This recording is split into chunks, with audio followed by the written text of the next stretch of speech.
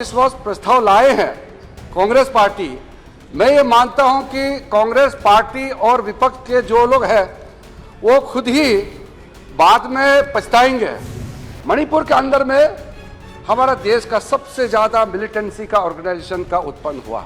आज जो मणिपुर के अंदर जो संघर्ष हो रहे हैं और वहां मैते कम्युनिटी और चीन कुकी जो मार कम्युनिटी का बीच में जो संघर्ष चल रहे हैं, वो ऐसा मत सोचिए कि आज उसका चिंगारी अचानक से उत्पन्न हुआ है, ऐसा मत सोचिए। आप लोग ने पिछली 66 साल में आपने सोचा ही नहीं, आप कल्पना भी नहीं कर सकते हैं का तो दूर है। इसलिए नरेंद्र मोदी जी ने नॉर्थ ईस्ट के 8 राज्यों के साथ पूरा दिल से दिल जोड़ते हुए आज लोगों का विश्वास जीता है। नॉर्थ ईस्ट को हम नए फेस डेवलपमेंट में ले जाएंगे और नॉर्थ ईस्ट इंडिया का एक ग्रोथ इंजन बनेगा। आप लोगों ने बहुत जिक्र किया खास करके मणिपुर के बारे में। आप लोग को पता है आज जो मणिपुर के अंदर जो संघर्ष हो रहे हैं और वहां मैते कम्युनिटी और चीन कुकी जो मार कम्युनिटी का बीच में जो संघर्ष चल रहे हैं, वो ऐसा मत सोचिए कि आज उसका चिंगारी अचानक से उत्पन्न हुआ है, ऐसा मत सोचिए। वर्षों से आपका नेग्लिजेंस, वर्षों से जो आपने नॉर्थ ईस्ट को अपने पे मरने के लिए छोड़ दिया, हैंड होल्डिंग करने के लिए आप सोचा नहीं है, उसी का नतीजा है।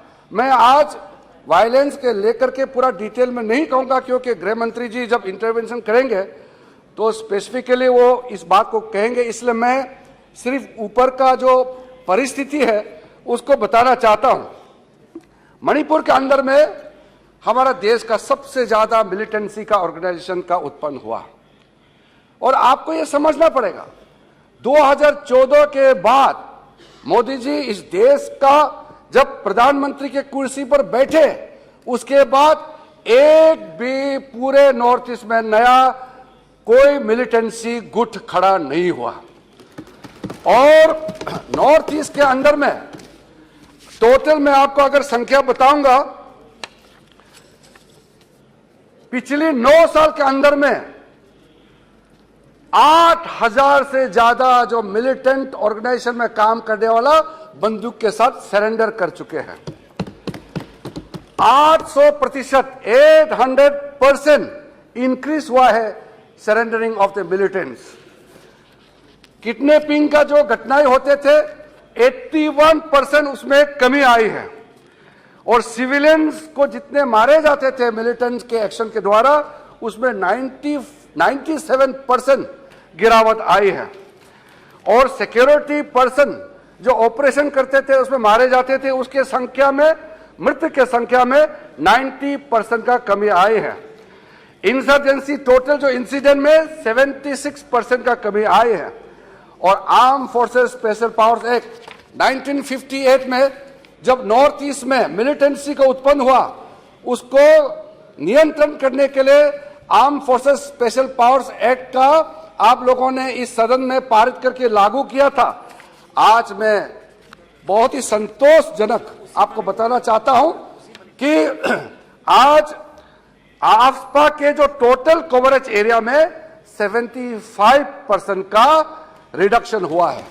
मैं आपको याद दिलाना चाहता हूं और आपके माध्यम से सदन को भी और देश को भी कि अविश्वास प्रस्ताव कब लिया जाता है और किस परिस्थिति में लाया जाता है। अक्सर जब देश में कुछ ऐसा राजनीतिक हालत बन जाते हैं जहां लगता है कि सरकार का जो संख्या है उसमें कम हो जाते हैं या सरकार के पास वो ताकत नहीं रहते हैं देश को संचालित करने के लिए और नेतृत्व कमजोर हो जाते हैं, कई परिस्थिति होते हैं, तब अविश्वास का प्रस्ताव लाया जाता है।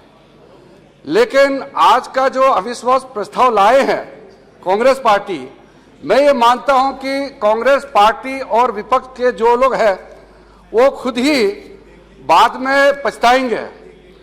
I want to tell on record that the opposition party will regret that this no confidence motion is brought in a wrong timing and a very in a wrong.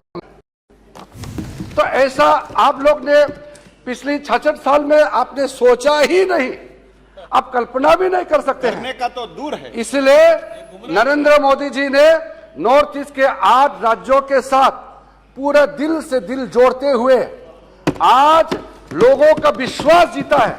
यही प्रधानमंत्री जी का सबका साथ, सबका विश्वास और सबका प्रयास और सबको लेकर के एक टीम होकर के कल ही प्रधानमंत्री जी ने सबको कहा कि अब नॉर्थ ईस्ट को हम नए फेस डेवलपमेंट में ले जाएंगे और नॉर्थ ईस्ट इंडिया का एक ग्रोथ इंजन बनेगा।